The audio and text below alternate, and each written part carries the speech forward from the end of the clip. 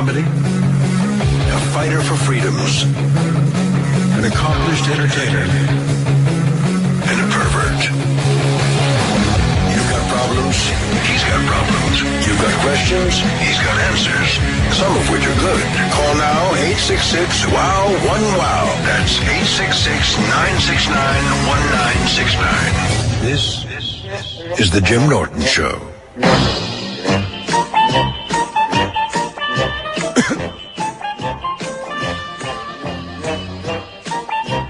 Howdy. That's the new me. From now on, I'm going to start talking in a southern accent just to get people really interested in what I have to say. Howdy. I was having a bit of a meltdown today. It didn't last for very long. But with these stupid time machines that you use to back up your Mac computers or your laptops, they're wireless, and there's always seems to be a problem with them. So I was trying to reconfigure something, and I'm on the phone with Apple, and I couldn't get it working. And as I'm talking to you, I just opened my backup again, and then I finally figured it out, and then it kind of stopped working again. It's amazing how frustrated I can get with, I guess, these technological problems. Pardon me, I went into a bit of a rage thing before. I've been doing very good with that, trying not to get as angry. First 3 shows of my tour were fantastic. Everything's going well. No problems, nothing. So I've been trying to be calmer and just stop getting so aggravated. There's no need for it. Chicago was great. Detroit, Milwaukee were excellent. The attendance was great at these shows. I couldn't ask for anything more. The CHIP campaign is happening. I've been talking about doing it. Now I'm actually doing it. And, it'll take a while to get where I want to get. But we are moving. People are donating. We're at about 20% of the intended goal. So things are going decent. Let's start with Bryce in Dallas. Hey, Jim, how you doing? Hello, Bryce. Hey, man, I was just wondering if you could remember the last time you had, an emotional cry, with tears and everything. Do you remember when that happened? Let's see. I want to say 2 days ago while I was watching that Gene Simmons. We played a little this morning. I did not cry this morning. But a little bit of that Gene Simmons interview about his mother, Zig Heiling, when she came to Ellis Island. I'd forgotten about that. That kind of caught me off guard. I think that one got me. That made you cry? Yeah, when I saw it 2 days ago when I wasn't expecting it. When he was talking about his, if I see somebody I like crying, sometimes that makes me cry. And I like Gene Simmons so much, so him talking about this experience and having such a love for America and talking about his mother thinking she had to salute Hitler, I thought it was a nice moment. All right, man, what's the update with the cough button? Let me check in a second. I'm going to count to 10. You tell me what the last number you hear is, okay? Okay. 1, 2. Okay. I heard 2. Okay, the cough button works. All right, man, take care. Thank you, Bryce. Let's see. Eric in Long Island. Hi, Eric. Is this A-Rock? Not the fat one, Jimmy. Not the fat one. Hello, Eric. Hi, Jim Norton. How are you, man? I'm good, pal. What's up? That's amazing. I was kind of wanting to see your email address is the real Jim Norton at Gmail. The real Jim Norton at Gmail, yes. But if you've emailed me something and if I didn't get back to you, I may not have gotten it. I get a tremendous amount of email from that address. Of course. No, I was just wondering if you've thought about maybe considering using Chip as like a side character on the show. It can even still be called Chip, but maybe have like Kirk Cinnamon be like the main character. And I'll explain. It seems like Chip always does best when he's the jumping, when he has somebody to jump off of. You understand what I'm trying to say? Sure. One of the keys for the Chip cartoon to be successful and putting Chip in the world. So you guys, when you see the animation like that, you're seeing Chip in the world that I always see Chip in when I'm not on the radio show. Mm-hmm. The only people I talk to about Chip are Jennifer or fucking Club Soda or Jonathan or my friends who know Chip. So there's never people who don't know him. But I think for it to work in the animation, like in the second episode, which will be up in a couple of days, I'm teasing it with little clips. There's a lot less people in it. It's about a 5-minute one, 4 minutes and 50 seconds or whatever. It's got a beginning, middle, and end. And again, it's a 5-minute cartoon. Will the storylines develop? Of course. Will the characters expand? Yes, absolutely. But it's got a beginning, middle, and end with somebody who does not like Chip in it. But I do need to have people who Chip can bounce off of who are not Kenny or Jen or Jelly or any of these characters. But again, that will develop in time. This is such an early place for it. But the fans have said some interesting things. Like, that's an interesting point that you're asking about, making Chip. I have to have him the central character, but he does need other people to bounce off of who are not necessarily in his immediate circle. I do agree with that. That's awesome. I was just thinking, like, maybe since you have countless hours of recorded material already, maybe have somebody that goes through that's a super Chip fan. I mean, even just on YouTube, you have these one-liners that you spit out. The speed of Chip when he's off the cuff versus the speed of Chip reading written dialogue, there's just a different feel to it. So well, that's something that I don't even know if I can avoid that. Like, again, that's like taking, and I mentioned Borat. That was like taking Borat when Sacha Cohen was just interviewing people, and then all of a sudden he's in a scripted scene, or he's looking for Pam Anderson. There's a storyline. Remember how Borat used to just be quick vignettes, quick little. Yeah. There was no way to 100% make the film that way because they needed a plot, and by nature, having a plot, you have to have something written. So if that's an obstacle for people, I may not be able to get beyond that. But I do think that Chip being heard non-spontaneously or in a scripted thing will work. It's a different environment because it's an enclosed environment. But it does need other elements to it, and they will absolutely be put in. Again, I'm working on it. Well, you have, I'm so sorry to take up your time, but you have these great characters like Kirk is the perfect guy for Chip to bounce off of because Kirk's brand new. Kirk has never been written into anything, and Cheddar Biscuits, he's fucking retarded. Excuse me, I was in a concert, and that kind of stuff. So there's a lot of stuff that is not hashed out with these characters, but it will be. That's great, Jim. I'm a huge fan, man. Congrats. All right, thanks, Eric. It needs work, but I will keep working on it. And I'm listening to people's suggestions because, again, you guys see Chip in a way I don't see him. So it helps because the people who see Chip the way I don't want to see him, ultimately, you guys are the one who I want to be entertained by it. I can entertain myself all day as Chip. I'm telling you, this is what a fucking mental case I am. I literally look at him like he's another person. I tweeted a couple of Chip things the other night, these stupid Brian Piccolo. I was watching Brian's song. And I'm fucking watching one back a minute later, and I laughed. Like, I never laugh at my own shit. But when it's Chip for some reason, when he was like, it looks like somebody fucking put a curling iron in your hair. I'm like, what a fucking dunce. So it just made me laugh like I was a separate person. Okay, babbling on about something else. Let's see here. Alex in New York, caught cheating. What's up, pal? Hi, Jimmy. Hi. A big fan of yours. Thanks. So I'm kind of in a compromising situation. My girlfriend called me cheating on her, and instead of throwing away a 4-year relationship... Wait, hold on, how did she catch you? Sorry? I'm sorry, how did she catch you? She found emails with plans to cheat. Okay. Now, was this a girl you had already fucked? No. So you didn't actually cheat, you were in the process of it? No, I cheated on her. I haven't fucked her before. Oh, okay. Yeah, it was just a one-time thing. And instead of throwing away a 4-year relationship after a few sleepless nights and tears, she decided that maybe having a threesome that she approved of, in a situation she was comfortable in, maybe that would salvage the relationship. Okay. Now, I really like her. I'm wondering if this is the right pretense to have a threesome. Well, why not? Is it with a girl or a guy? It would be with a girl. So why not just do it if you like her and you want to do it? She caught you cheating and now she wants to have a threesome. I'd say that's a home run for you. I think so too, man. I just don't know if it's too good to be true or if I'm setting myself up for a trap in the future. Well, what kind of trap? I mean, she caught you cheating. So if she wanted to dump you, she would have dumped you. You're right, man. I might be just living in the surreality of it. Yeah, I understand. It's a little surreal. But, hey, look, what's the worst that can happen is there's some kind of bullshit with it. But, maybe she wants to, if she wanted to break up with you, she probably would. Should I act like I don't want it? No, I think you should be honest. I think you should say to her, like, look, any guy would like a threesome. But considering what we've just went through, make sure you're doing it for the right reasons and not because you want to punish yourself or hurt yourself.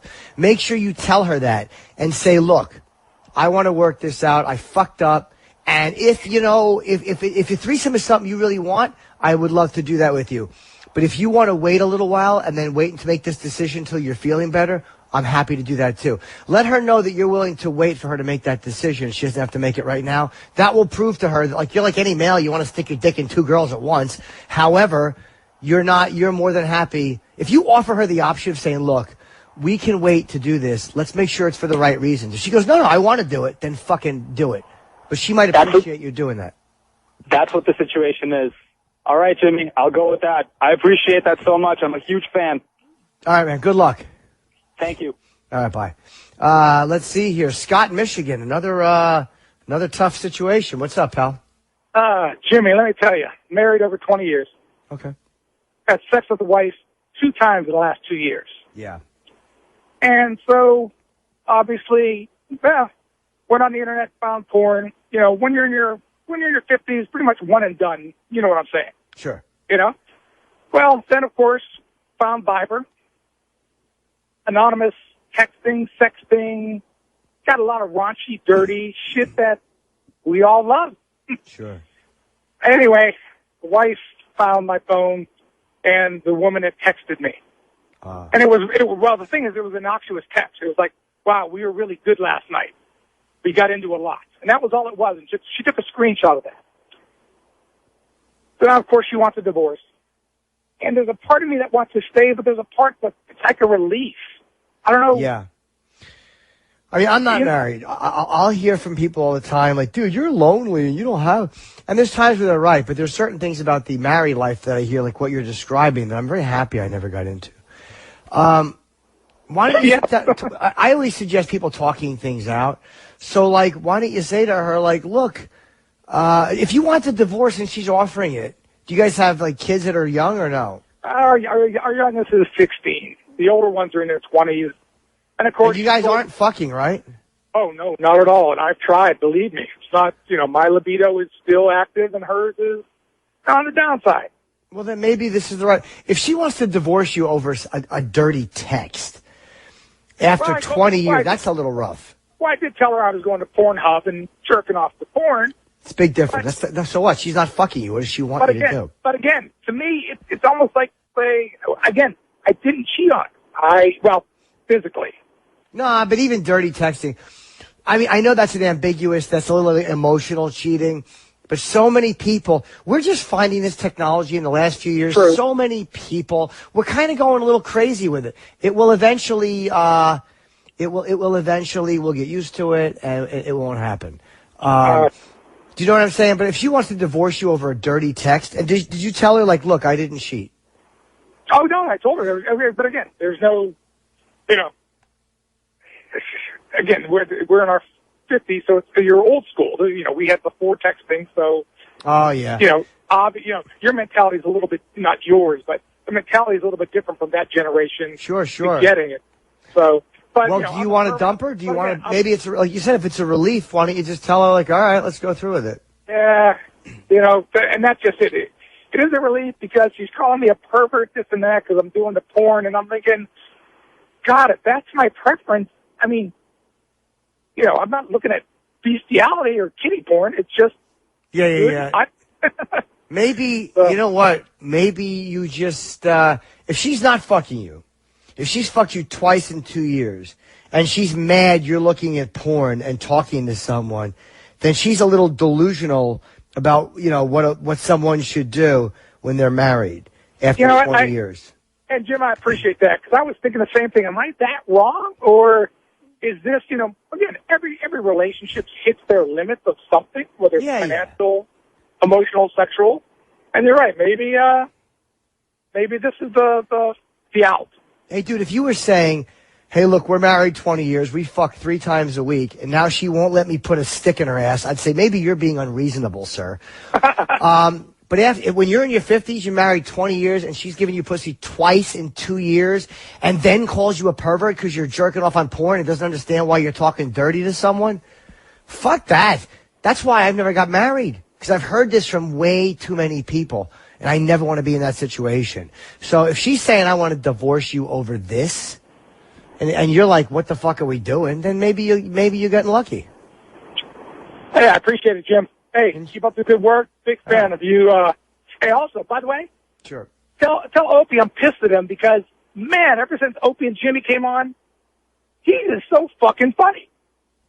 He has been funny? You've enjoyed yes. it? Okay, oh, good. he's come out of his shell, and of course you as yourself. But anyway, guys, keep up the good work. Love both shows. Keep it up, man. All right, man. Thank you for listening. Okay, Mark in Cincy, recovery, and you got her girl moving with you. Hey, man. Hey, Jimmy. How you doing, buddy? Good. How are you? Hey, well, I just want to ask you a quick question. Well, I'm kind of in a situation right now. I'm 52. I met this girl. She's 31, and beautiful girl. Sure. You know, I didn't know how bad she was on drugs, but it's not that bad. But she's on drugs, and she wants me to help her out. All this good stuff. You know, my friends say she's just with me to so I'll buy her drugs, pretty much. But I don't buy all the drugs for her. I have purchased some for her before. Now, you're sober. Hold on. You're sober. How did you buy her drugs? She had the connections to get them.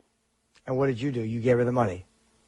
Yeah. So my family says, you know, oh, she's just with you for the money or whatever. And she gets her own money sometimes. She does it on her own. She wants to go into recovery.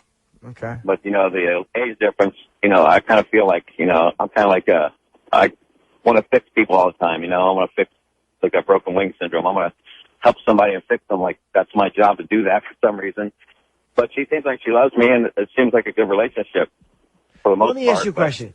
You're 51, she's 31. Now, I paid for sex, so I'm not making a moral judgment on it, because that, in a way, is paying for sex. You just know what she's doing with the money. So, basically, you're sugar daddying her, if that's what the situation is. Now, how long you been with her? It's going on 6 months now. All right. So, it's at that point where if you want it to be a sugar daddy thing, you know, it's going to be hard to make it a real relationship. But if you're both willing to remove that element, because I don't think you should be giving her money that you know she's buying drugs with. Like, you know, it's especially if you're living with the girl. Like, if you care about her and you like, if you're in a real relationship, that's very hard to do. Be giving money to somebody you're in a real relationship with and you know they're buying drugs. That's a little more personal than paying for sex. You know what I'm saying? Like, if she's willing to get sober, you should definitely encourage that. I don't know how much you can help it. Well, she has to go into a clinic, and they have to give her, you know, you pay for the clinic, and it's a lot less than buying drugs, that's for sure. Well, is she hotter than most girls you would get that age? Oh, my God. She's gorgeous. I mean, it's dropped it. I mean, I sit there and look at her and go, why is she with me? You know, I hear a voice in the back of my head, my brother saying, because you're spending money on her. But, you know, she tells me, I mean, she's not all there. I mean, emotionally, you know, she's got a little bit of a crazy streak to her. She kind of depends on me now. She'll call me she called me 3 times today, and I, you know, left her at home. She's kind of dependent on me now. It's kind of scary a little bit, but, so let me ask people think. Sorry to interrupt you, Mark. Is there a part of you, deep down, that kind of likes the fact, like, you know she's doing drugs, and so she needs your money for that? Is there a part of you that is worried about her cleaning up and not needing you anymore? Yes, definitely. So a part of you, as a sober person, was saying, I want to feed her drug habit because her being hot and needing me turns me on and keeps me valid to her. But if she gets sober, she may move on to somebody else. Yeah. You know, if she gets cleaned up, she gets a job and all that good stuff, gets everything back in her life, you know, why would she need me anymore? That's or part of it, too. She may resent you for having fed that demon, even though, you know, I know the deal and so do you. But that's an ugly thing to admit to yourself. I mean, and again, I'm not judging you, dude, because I've done ugly shit. But sometimes we got to strip away all the nonsense I find. Like, if I strip away all the bullshit in myself, and there's a lot of it, and I go, wow, what I'm doing right now is fucking ugly. Like, I'm convincing myself it's for love or for this, but no, it's just selfish. So the best thing to do, I wouldn't say kick her out. Definitely don't kick her out because, you know, if all of a sudden you're with her when she's doing drugs and now she wants to clean up, it might be a bad time to throw her out. But I would say absolutely encourage her to get clean and sober and connect with women in the program and then whatever conclusion she comes to about your role in her addiction is something you'll have to live with. Now, one other question. I know that you were in AA for a while, and I kind of the same concept with her. She's not into the whole the God part of the AA, and I know they don't push that. But is there any other programs like Smart Recovery that think would help her? I don't know. Like, every individual program could help different people. I never say the program I'm in by name, and it's not because I'm ashamed of it. It's because they request that you don't. So I honor their request for that. But the God thing is difficult, man. Any type of God. But the people I've spoken to have said that, God is a deity. Hey, look, that's tough for a lot of people. Even these days, it's tough for me. It sounds corny, but some people say it's just got to be a power greater than yourself. So God could be good, orderly direction, group of drunks, just anything that is like if you say a group of drunks, a room full of sober people, they're doing something together that I can't do alone. So they're a power greater than myself. So it doesn't have to be a deity, a Jewish or Muslim or a Christian God. It can be anything like that. Yes, exactly. So, and by the way, it's funny how we all have a problem with God, but we don't have a problem fucking somebody who gives us money just to get drugs. Like, it really is funny how when people get sober, we get so selective about what we have dignity with.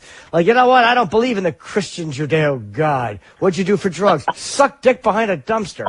The lesser of the evils is being sober and then grappling with the good orderly direction question. However, people will use that lack of a deity as an excuse to stay out there fucking people for money just to get high. It's insanity. That's the craziness of it, as you know. Yes, sir. I know. Okay? Maybe All you right, suggest you, to her any program she chooses, good luck to her, but any of it is better than the pattern she's in now. Thank you, sir. I appreciate it. Okay, good luck, man. Ryan in New York, hello.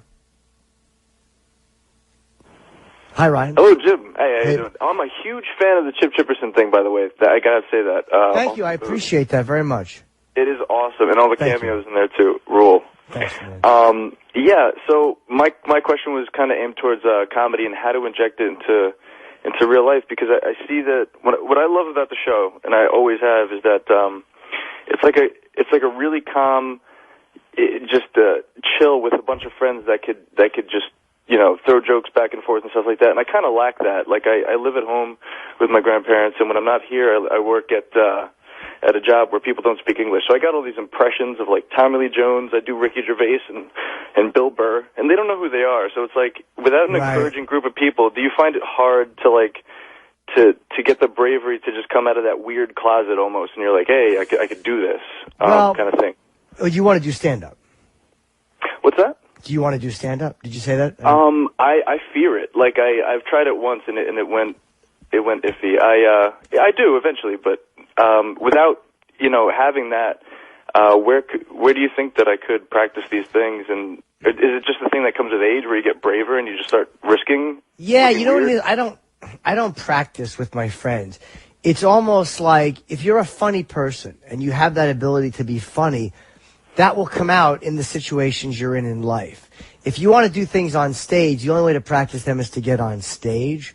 Like, you don't want to hang out with people and just do Bill Burr impressions. Anyway, you know what I mean? Like, that type of stuff. We don't typically do our stage stuff when we hang out and just riffing and back and forth. I know you're saying, like, you don't have a social environment that is fostering you being funny. So picture if you start doing stand-up or you try it, you'll start meeting people that are funny. And you'll start meeting people that live in that world. Do you know what I mean? So you might want, that might be a good way for you to start. You might be able to kill two birds with one stone doing that.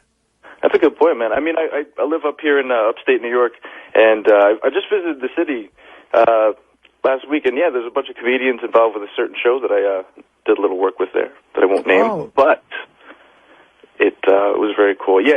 Let me hear your Bill Burr impression. Dude, it's unfucking believable. Dude, I went to the lady at the register. I was like, what the fuck are you doing here? That's a great fucking dude. That's a real Bill Burr impression. Thanks, Bill Burr. That's a great fucking Bill, because Bill had, like, if I did Bill, I would do him wrong. I'd be like, you know what, dude? I would do like exaggerated stage person Bill. You did real on the phone Bill. That was. Who else do you do? I do Tommy Lee Jones, Ricky Gervais. Those are my latest ones. Let me hear Ricky. Okay, it's unfucking believable. Jim, Where are you going to be? Are you Bob Kelly? Oh my God, is it Bob Kelly? It's Bob Kelly. Yeah, very good. And it sounds like you sound like Ricky talking into a lab. Let me hear Tommy Lee Jones. There's a volcano about 10 miles away from here and a fugitive we need to catch. You are now part of the MIB, the Men in Black. I don't know if that's Tommy Lee Jones or not, but it's not because, it's not because of your impression. I can't picture exactly what he sounds like other than just, I'm thinking that you sound like him. So I'll say that's also very good.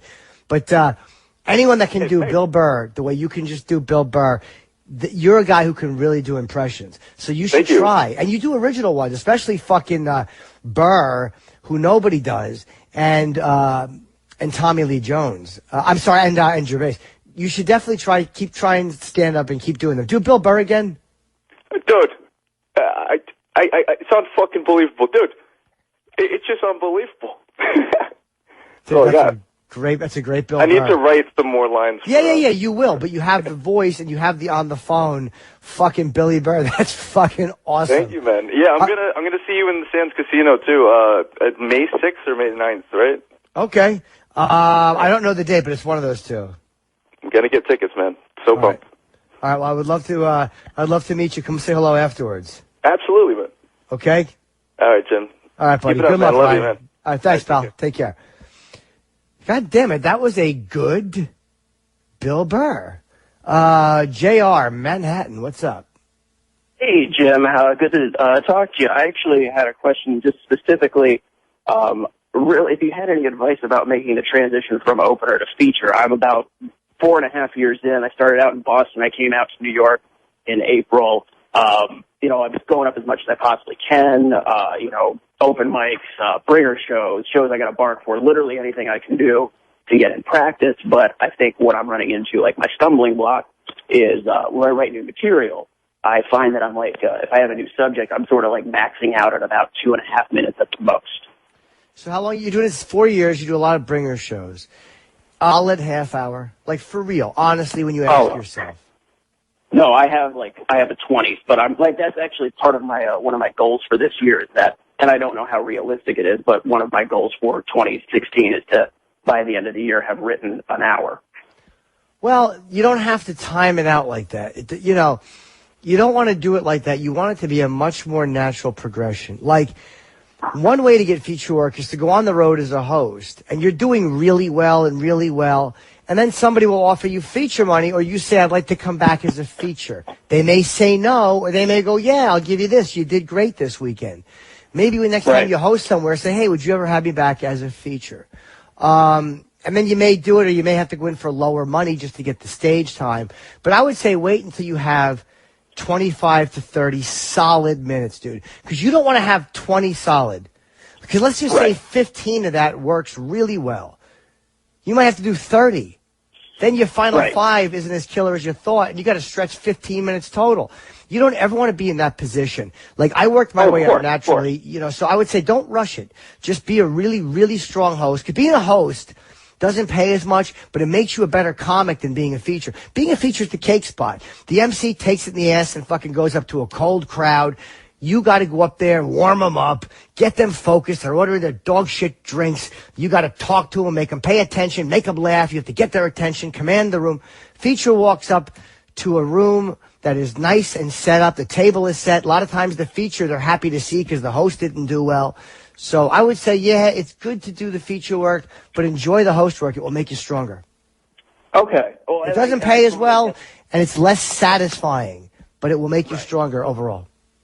And I try to get up and host as much as, mostly what I end up doing is a lot of 7 to 10 minutes, but I try to get up and host as much as I possibly can to kind of strengthen that muscle. I guess if you had any advice about specifically writing, just like I said, I'll come up with a new bit and I'll work on it and I'll, hammer it out, come up with tags and do the 15 punchline exercise and all that. But I still, like I said, I find myself on a new bit, time-wise, really maxing out at about 2.5 minutes at the most. And I'm wondering if you had any advice just at all specifically how to really stretch further. It all depends on who you are as a comic. You have to realize, do you think Rodney Dangerfield ever did a bit that maxed out at 2.5 minutes? His bits maxed out in 30 seconds or less. So Woody Allen's bits maxed out in 2 minutes. You don't have to explore a topic in an OCD way where you uncover everything. Like Carlin was a master of that, but Carlin is one of the greatest who ever lived and was a 50-year veteran. So you get better at that as time goes on. You don't need to pressure yourself into being him or to being anybody you're not. Just do what feels right. Do a little exploration, but don't worry about, am I going to have an hour by April? Am I going to have 40 minutes by March? Just enjoy what you're doing, and your process will just become natural, and then whatever works for you is what you'll continue doing naturally. So it's really just time. It's all time, dude. As they say, time, this I must earn. But yeah, I would say time is important, and just be patient. There's no rush. All right. Well, thanks so much, Jim. I appreciate that, man. All right, be good. Let's see. Jerry in Illinois. I was just there. Lovely, lovely state. Hi, buddy.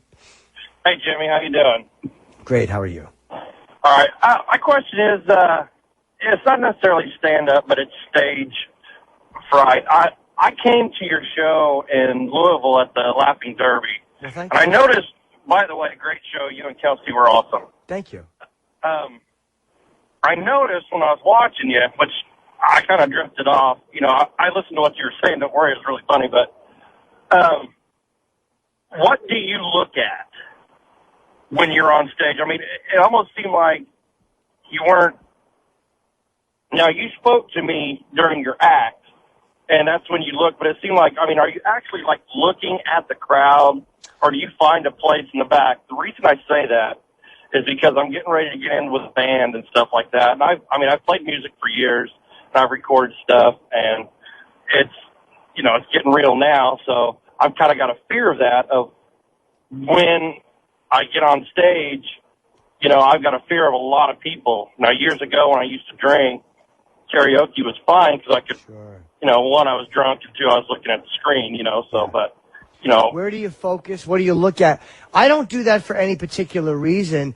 I don't like to focus on one person only because in a room full of people, sometimes I'm just sweeping my eyes across the room. Like, I'm not really focused on any particular visual thing. It's a great question. Like, I'm talking to you right now, and I'm kind of looking all over, and I'm not necessarily looking at any one thing. Like, now I'm looking at a black towel in my kitchen, and I'm focusing on that. But I don't necessarily like to focus on one thing because I have to look left and right, and there's a whole lot of people. But I don't usually think about it unless I'm talking, as I talk to you now, I'm looking at my cactus plant. So now I'm focusing on the plant, and I'm looking at the plant, and I'm looking back at the towel. You know, once in a while, maybe you'll find something to focus on, but typically I just kind of, you know, I just kind of look out into the middle of the room and then move around a little bit. Right, you know, that's what I was saying was, I mean, when I watched your eyes on stage, I mean, it looks like you're actually focusing on each and every person in the crowd. But it's, I don't know, it seems like maybe that's a trick you just pick up. Well, I will make eye contact with people or look at a face. What do you call visually landing on people? But it's not a conscious thing. Like, I might just go from one side and look at this girl here and then go over and look at that girl or that guy over there. But it's not something I'm like, okay, I'm going to look at him. I'm going to look at him. Almost like, I typically, when I'm just doing a bit, don't want to engage one person too much because they may think it's an invitation for them to chime in. So it's not a conversation. So, but again, you know, it's fun. It's a good question. I just don't really think of it that much. And the more experience you have, you'll find your comfort zone with that, okay? Okay, cool. Thanks, Jimmy. Be good. Let's see here. Chad in Boise, Idaho. You know, it's funny. That was one of Harry Chapin's. That was where he was in WOLD. Wait, what's that, Jimmy? I'm sorry. My phone is there a station in Boise, Idaho, called WOLD? You know, there might be. I don't even listen. Is that terrestrial radio you're talking about? Yeah, you know why I'm asking? Because one of my favorite Harry Chapin songs is WOLD. And then he says, work my way down home again here to Boise, Idaho. And it's fucking WOLD. Stupid question. Oh. Hello, Chad. What's going on? What's going well, on? Hey, question for you, Jimmy, and you might not be able to answer all the way, but I was just kind of curious, based on if you still are planning on leaving in October, do you have a feeling, or have you been kind of watching Opie? Is he kind of interviewing people for the, let's just say, the second mic, or I don't know, like having a bunch of, I know he always has a lot of comedians and stuff in there, but is he trying to get a game plan, or? It's funny. We haven't talked about that. I don't get the impression that he's trying to do anything sneaky, if that's what you mean. Like, I don't think, like, Opie is plotting my demise or getting me out of there. He might not be sure what I'm going to do, so he might want a certain comfort level, like, just to protect himself and go, all right, well, if Jim fucking walks, what do I, he could do the show by himself if he had to, but, I mean, I'm sure he likes performing with someone else. But I don't get the impression that he's necessarily interviewing people. But I don't know what I'm going to do in October. And I say that to you without any bitterness. And I say that to you without any 1 ounce of negative feelings for Opie or the company. It's a place where I make good money. They pay me well. But when you are on somebody else's show and you're a junior partner, it's not a reflection. I have no ill feelings towards Opie about that. But as a 47-year-old man, I start to think, like, I don't really want to do that. And it's not with Anthony either. Like I want to be my own fucking person. Like, and I am my own person, but you don't always want to be on somebody else's shit. I like performing by myself, too. I like talking by myself, too. And Sirius is certainly not going to pay me to do my own morning show. I don't think they care if I leave or not. I don't think the company cares if I'm there or not. So, but no, I don't get the impression he's doing anything like anything. Who killed Brutus? Stabbed Caesar? Is that who it was? I don't think he's doing anything like that, like plotting against me. No. Oh yeah, and I didn't mean it that way. I just meant more just kind of covering his bases, But anyway, well, I'll let you go, Jimmy. But from my point of view and selfishly, I don't want you to leave. Big fan of yours, and always enjoy listening to you. So keep rocking, dude. Thank you very much. Brian in Virginia, trying to reinvent yourself. Hello. Going. Hey, buddy. So much like you, 2 days ago, I had a bit of an emotional breakdown. I don't know if yours was so much an emotional breakdown as just, seeing someone you like being sad. But I kind of looked at myself in the mirror afterwards and said, like, I think I might give happiness a try because this whole hate faggot shit just isn't working for me. Yeah. And my only fear is that I've had this happen a handful of times in the past where I go, oh, you know what, I'm going to start loving myself and being happy and, really reinvent myself, get my shit together. And then the next day or two, I'll, hit some sort of mental or emotional brick wall and everything just kind of unravels. I say like, oh, well, you tried, not very hard, but, you tried. But this time it's different. Let me ask you said emotional relapse. You're not a sober person worried about doing drugs or anything, right? No, I actually have kind of laid off the booze a little bit. Functional alcoholic is fair to say. Okay, maybe that might be difficult. That might make it harder to grow emotionally if you're drinking a little alcoholically. But I think sometimes it's, being grateful and stuff, those are all action words. Like, one of the keys I find is like when I'm getting like in these emotional places or I got so mad at the Apple guy today because I really thought he fucked up both of my time machines and I couldn't access either one and he couldn't answer what. One of the keys is to remember, okay, you fucked up. Don't all of a sudden mean you fucked up, you went back to your old patterns. It doesn't mean the whole rest of my month has to be like that. Sometimes you got to realize it's a very, very, very hard habit to break. And when you fuck up, just go, okay, I fucked up, stop the bleeding, breathe deep, and just move forward. None of us are perfect. It's like with food. I was doing really well. I put on like 5 pounds recently, just eating a little bad on the road. And then there's that one point where you're going to go left or you're going to go right. And I said, just stop the bleeding, stupid. Stop the fucking bleeding. Just begin again. And I think I've lost like 3 of it back. It's one of those things where you just stop the bleeding. The hard part is when you fuck up to just realize it was okay and then don't fuck up again. As opposed to allowing that to sabotage you into just fucking up relentlessly now. Yeah. Because that's what happens. You have a bad day, and then all of a sudden that sabotage thing comes in, and then all of a sudden it's off to the races again, angry all the time or fucked up all the time, instead of realizing I made a mistake, forgive myself, and stop being a fucking dope, and then just go back to what I was doing, which was positive. Okay. Well, thank you. All right? All right. Thanks, James. All right. Good luck. Let's see. Jay in Texas. What's up, Jay?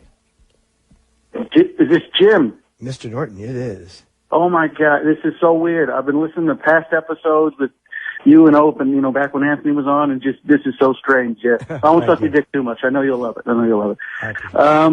Hey, wait, I had a question about the friend zone, but I had to mention, I've been listening to past episodes, and it seems like it's kind of syncing up or coming back. I was listening to some where Patrice was talking about movies, right, and the highest grossing rated R movie, and then now this Deadpool thing happened. And what else? Oh, that you mentioned even yesterday. I was listening to that one episode where it was kind of an intervention for an actor that drank a little. You didn't say his name yesterday. I'm not saying his name right now, but that fucking popped up. It's just so strange. It's funny. When you're doing so many hours of talking a week, you do definitely cover ground you don't remember covering, or that you just cover redundantly. But yeah, that definitely happens. Yeah. It's just just kind of synchronicity or whatever. But I had a question. Like, man, I'm a friend zone champion. I find these chicks, they seem interested, and I'm real nice, but I just don't know how to break that cycle or anything like that, and I end up in the friend zone. Do you have any advice with it? Well, there's no way to break it with all women because it's individual with each woman. So when I'm in the friend zone, either A, I'm choosing women who are inaccessible to me because I like the chase, or I'm choosing a 10 and I'm a 5. You got to be realistic, too.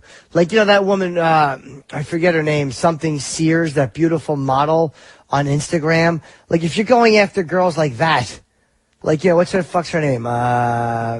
Emily Sears. You look at her, right? We talked about her. Guys were sending her dick pics. She's she's an 11. She's beautiful. And if you're a regular dude and you're going, hey, I think that I could date her, that's going to be tough if you're not a model.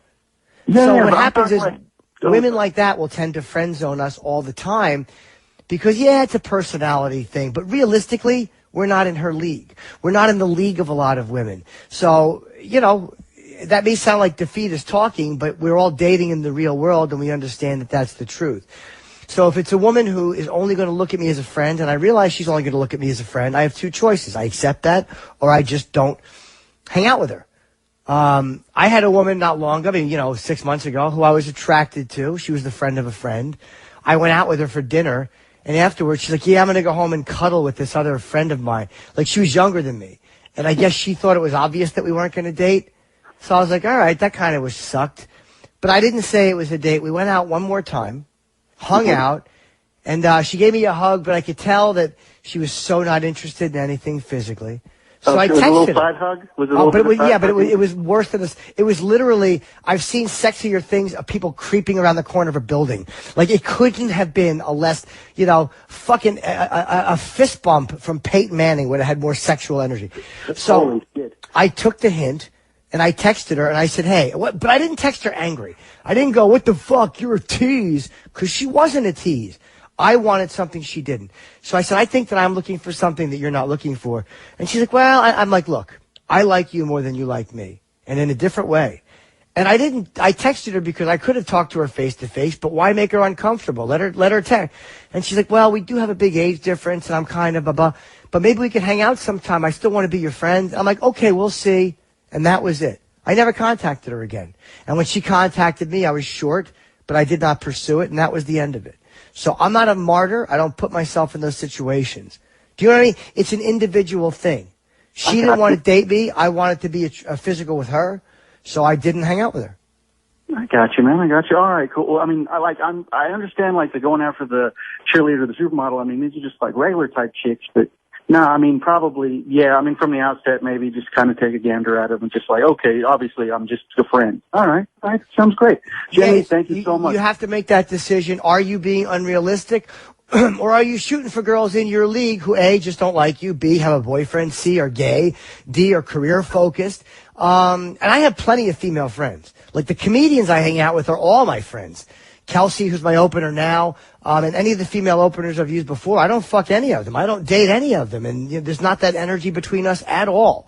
So I have I'm saying female friends are great. But if your intention is to sleep with somebody and they don't want to sleep with you, then you kind of have to make a quick decision on what you want to do.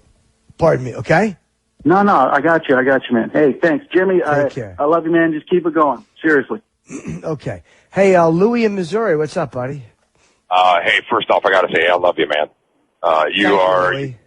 You bring a smile to my face every morning. I hear you on the radio. Oh, it's very nice. Thanks, pal. I got a issue. I drive semi. I haven't been home for a month and a half, and a lot of guys are, like that's normal and whatnot. But back around New Year's Eve, my daughter's 12-year-old friend accused me of trying to kiss her. And then when they started school again, she flat out went around telling everybody at school that I fucked her. Wow.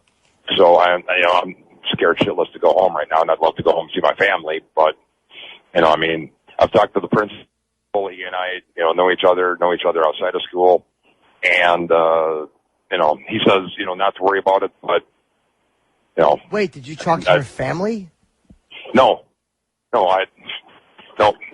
just her soon-to-be stepdad or whatever. He says that if he ever sees me around, the city I'm from again, that he's going to kick my ass, which, I'm not concerned with that. I mean, to steal your line, you just said it would be like a fist bump from Peyton Manning with, have more physical contact than what he could give me. Well, the point is, though, dude, what kind of contact did you have with her? Did you give her like a New Year's kiss that could have been misinterpreted?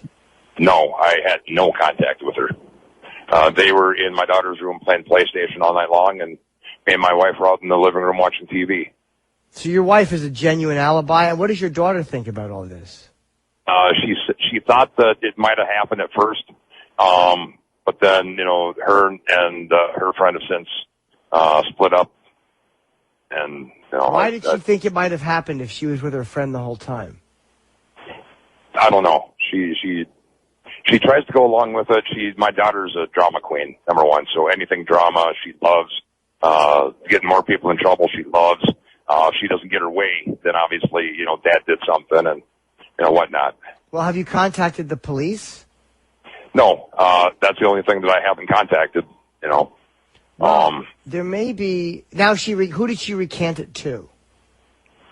Say again? You said she recanted it, but to who? She recanted it to her counselor at school. How about to her family? I couldn't tell you. I haven't talked to them, and, How did you not think to call these people? Like, that's the first thing I'd want to do is call them and go, if say you're telling the truth. You're telling the truth and it didn't happen. She's troubled. There's something wrong with her. Or she's a compulsive liar, or she lives in a fantasy world, or she's in love with you or has a crush on you. I mean, whatever it is. And I think that you're right with the fantasy world thing. She said that she's been raped by her stepbrother, by her brother, by her mom's third husband. So her family knows she said this stuff, and then they know she's throwing you into it, so why would they be mad at you? I don't know. Why don't you call them? And again, I don't know the legal reasons, but why wouldn't you call the stepfather or the mother and go, look, this is just simply not true? Well, obviously they'd be pissed off at me because she's saying it, without any investigation or any proof or anything like that. And, just calling them, I don't know. I never dawned on me to call, her mom or whatnot. And, I don't know her mom. I don't know her, soon to be stepdad personally. So. Oh, okay. Wow. I don't know, man. I've never had an accusation like that. I don't know. I mean, I've never been in that situation. How about Uncle Paul? Uncle Paul would be guilty, and Uncle Paul's defense would be she's too old by 9 years. So I don't know. My instinct would be to call the cops and go, cut this off and nip this in the fucking bud. It ain't true. But again, that may open a can of worms you don't want. I really don't know what the answer to that question is, because I've never been accused of contact with anybody who is underage. I spend no time with people who are underage. So now, how much time have you spent around this girl? She'd come over the house maybe once every 2 months. Okay. And that was about it. And she said it happened New Year's Eve? Yep. Well, if your wife was with you, did your wife doubt you at all? Kind of broke up. Say that again. Did your wife doubt you at all? No, not once. Okay. Well, then your wife should be a staunch ally that you were with her, and it's simply not true. It's I don't know. It's the whole underage contact thing and whatnot. I mean, like I said, it just has me scared shitless, and it did not happen. So you haven't contacted the police, or you haven't contacted her family, and they think it happened, or the family thinks it happened. Why hasn't the family contacted the police? I don't know. They might have. My wife has no contact with the family. You know, like I said, since then, my daughter has no contact with her. So it's just... Dude, maybe, and again, even though you didn't do anything wrong, maybe calling an attorney is fucking the right thing to do. I don't know if you can sue. If literally what you're saying is true, and a 12-year-old is saying you fucked her and you didn't, first thing I'd want to do is, you can't sue a 12-year-old, but that's a life-ruining accusation. Right. And I would want to take legal action against the family. And I know that sounds maybe petty on my part, but fuck her. She's 12 years old. She's not an adult, but she absolutely knows if she's lying about something. Yeah, and see, that I did contact an attorney, but the only thing I contacted, for, I guess at the time was defamation. And what did he say? Obviously, like you just said, you can't take action against a minor, but her family can be held accountable if, there's any ground for it. And I mean, in my eyes, I was in good standing with the teachers, with the counselors, with the principal of the school. Well, I have to wrap up, dude. I apologize. I didn't see a 5-minute light, so I'm just wrapping up here in a second. But I will say, maybe call that counselor at school. Did you talk to that person? No, just the principal. And he says that everything's fine, not to worry about anything. All right. Well, if he says everything's fine, maybe that's your only thing. But I would contact a criminal attorney, too. Because just because you didn't do it doesn't mean that the parents aren't going to try to press charges. And if you don't know if the police have been called, I imagine you would know if the police had been called. Right. But if it's been reported at school, and I mean, their first thing, my thought would be that they would contact the authorities. Yeah, I imagine they should have if they didn't. So maybe they didn't. I don't know on that part. Hey, I just want to say thanks for taking my call. I love you, man. You are the absolute greatest. Can you do me one favor? Sure. Well, it's not for me. It's for everyone. I know that Opie doesn't get real creeped out by Uncle Paul anymore, but it would be awesome to hear an Uncle Paul show the entirety. I don't know if I can do a whole one. I don't know if I can keep my voice that way that long. But I'll do a little bit more Uncle Paul. I'll make sure I pepper it in. I'll pepper it in a little bit, all right? All right. Hey, I'm going to send you an email with a guy has on Facebook all of Opie's personal information, 3 different phone numbers, his, Lindsay's, and Dorothy's, and also Opie's address. Okay, yeah, send me that because I'll pass that on. Anyone that's posted that shit's a total scumbag. Thanks very much. Absolutely. All right, be good, buddy. Okay, guys, we have to wrap up, and I appreciate you guys all calling in. The phone lines are still lit, so I'm sorry for those of you I didn't get to, and I will get to you next week. Come see me in Maine tomorrow night at the State Theater, Boston at the Wilbur Friday. Saturday, I'm in Foxwoods, and then Sunday night, I have a New Haven, university, Southern Connecticut University. We'll go to the Chip Indiegogo from my website. Thank you, guys, and thanks, Lou. Bye-bye. Thanks for listening to The Jim Norton Show. Hear all that advice whenever you want to on demand at SiriusXM.com/on-demand. On SiriusXM is